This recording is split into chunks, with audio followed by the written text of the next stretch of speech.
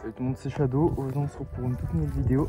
Et dans cette vidéo je vais vous apprendre à conduire votre 50 cm3. Alors du coup cette vidéo on va la faire en plusieurs étapes. D'abord je vais vous expliquer les commandes de la moto. Et ensuite je vais vous expliquer comment avancer et pouvoir changer les vitesses. Alors là du coup je filme avec le téléphone, mais après je vous mettrai sur la GoPro pour que vous ayez vraiment la vision quand vous allez conduire. Alors du coup tout simplement avant de commencer à conduire il faut déjà allumer votre moto. Donc pour ça vous allez mettre le contact sur on. Ensuite vous allez venir prendre votre kick. Et ça tout simplement c'est pour démarrer votre moto.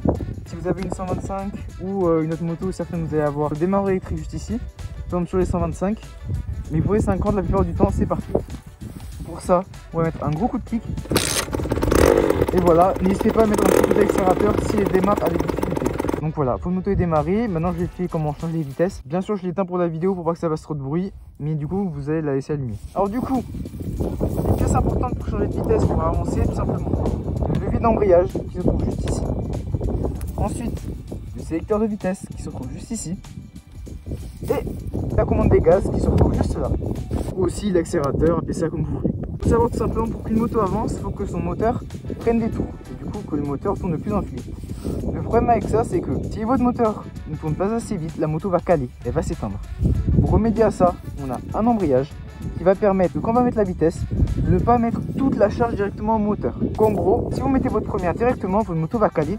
On a besoin de l'embrayage pour accompagner la moto pour qu'elle parte tranquillement. Alors du coup avant ça, le plus important c'est de trouver votre point de patinage.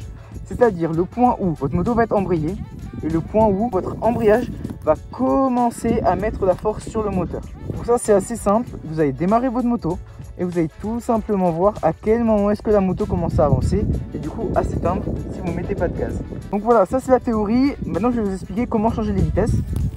Alors, sur une 50 cm3 tout simplement, et sur la plupart des motos de nos jours, la première va se retrouver en bas. Donc vous aurez tout simplement première, neutre, deuxième, troisième, quatrième, cinquième et sixième. Le neutre en fait va permettre au moteur de tourner librement, c'est-à-dire que votre roue ne va pas être connectée au moteur. C'est comme ça qu'on peut démarrer, par exemple pousser la moto sans avoir à forcer. Et voilà, tout est expliqué. Maintenant on va monter avec moi sur la moto et je vais vous expliquer comment conduire. Alors du coup on se retrouve sur la moto. Comme vous pouvez voir c'est bientôt le coucher de soleil, donc je vais me dépêcher pour éviter qu'il fasse nuit. Du coup voilà, on s'équipe et je vais vous faire exactement comme si c'était vous. Moi je monte sur la moto, j'enlève ma béquille juste ici, tac, je mets le contact, je sors le kick et on va mettre un gros coup de kick. La moto est démarrée et comme vous pouvez voir on est au neutre. Le neutre ça veut dire quoi? Comme je vous ai dit tout à l'heure, le neutre c'est quand le moteur n'est pas connecté à la roue. C'est-à-dire que quand je vais accélérer,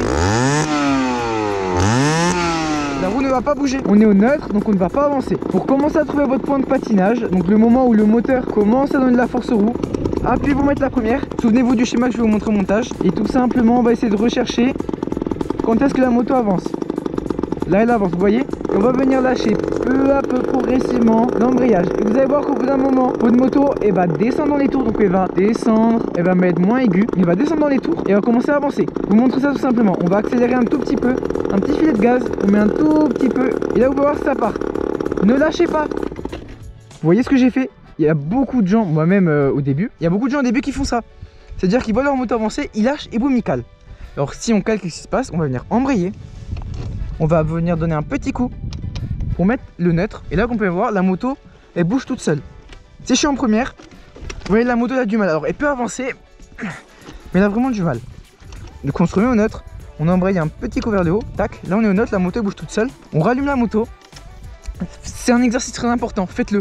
Faites exprès de vous arrêter et entraînez-vous à redémarrer la moto très rapidement.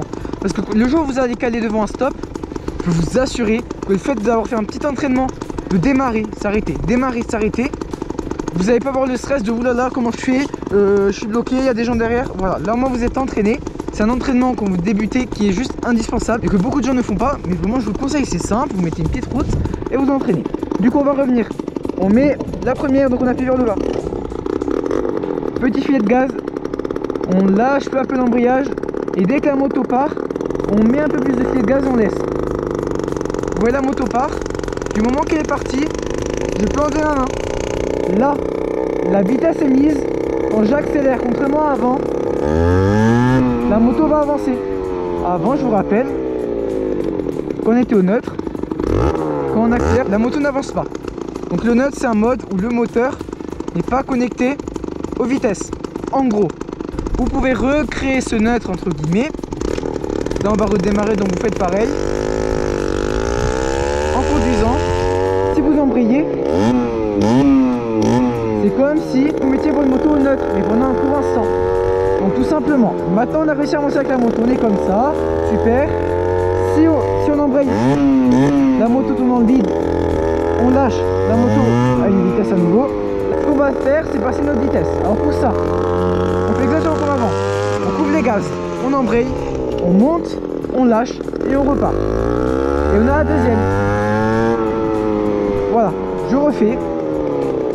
Je descends pour descendre la première. Voilà, là on est en première. Filet de gaz. On lâche peu à peu. La moto part. On accélère. On embraye. On lâche les gaz. On monte.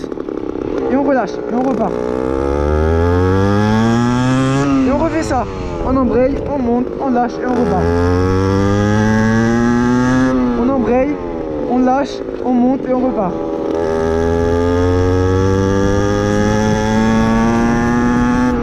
Voilà, là vous avez monté les vitesses. Maintenant imaginez on doit freiner, qu'est-ce qu'on fait? On embraye, très important, et on freine. Le problème c'est que là on est en quatrième, on n'est pas en première. Donc pour ça, on va venir redescendre les vitesses pour passer à la première.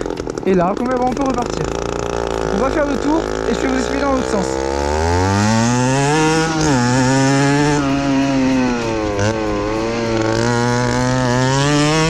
Alors du coup, maintenant on est à nouveau en première. On va refaire ce que je vous ai dit. On embraye, on lâche, on remonte.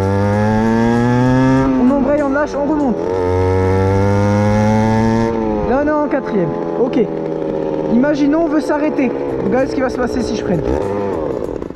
La moto a calé. Pourquoi? Parce que je n'ai pas embrayé. C'est très important.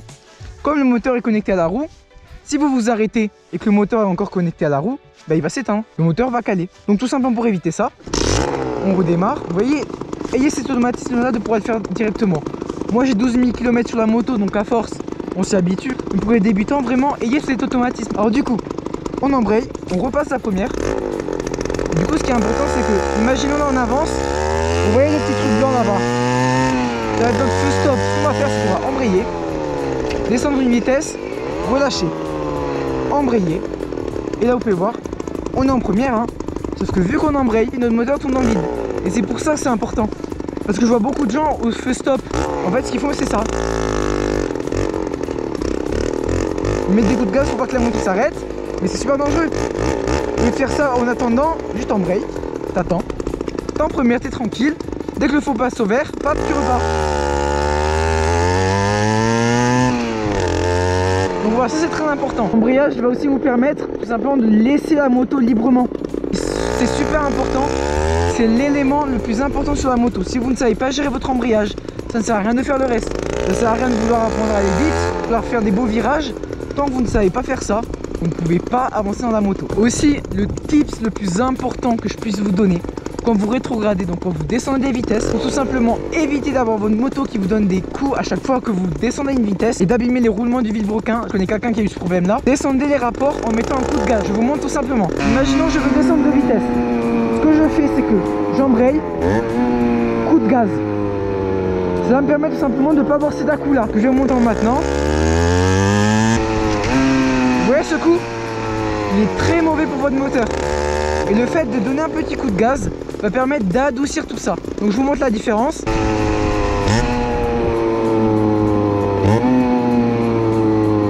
Comme vous pouvez voir, on n'a aucun à-coup. Et maintenant je vais faire pareil, mais sans mettre le coup de gaz.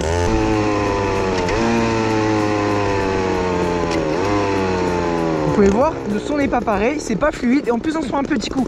Alors là bien sûr je vais doucement et je fais un petit peu exprès. Mais le jour où vous allez aller très vite, par exemple sur des graviers, et que vous allez descendre votre vitesse sans faire ça, ça m'est déjà arrivé une fois, au tout début, ma roue arrière s'est bloquée, parce que j'avais descendu la vitesse trop vite, et du coup ça a bloqué la roue arrière, et j'ai failli tomber. Et surtout c'est pour éviter d'abîmer votre moteur. Et vous avez une conduite beaucoup plus agréable. Bon, les gars, je suis désolé si j'ai crié, vraiment avec du vent aujourd'hui. En tout cas, je voulais montrer ce petit bonus pour les gens qui sont restés jusqu'à la fin de la vidéo.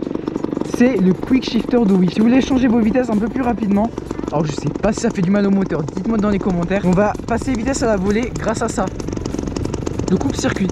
On va imiter un Quick Shifter qui va couper l'allumage pendant un certain temps donné et du coup libérer la boîte de vitesse pour pouvoir changer notre vitesse. Je vais vous montrer ce que ça donne. En fait, au lieu d'embrayer, on va tout simplement appuyer sur ce bouton et ça va imiter un quick shifter. Je vous conseille de le faire à partir de la 4e.